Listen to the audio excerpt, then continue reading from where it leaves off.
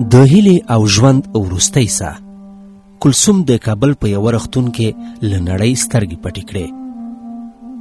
هغه کوچنی پرښته چې د ژوند ژغورلو لپاره یې له کندهاره تر کابل پورې د اسمان په غېږ کې سفر وکړ، نن یې په سړه روغتون کې د تل لپاره سترګې پټې کړې.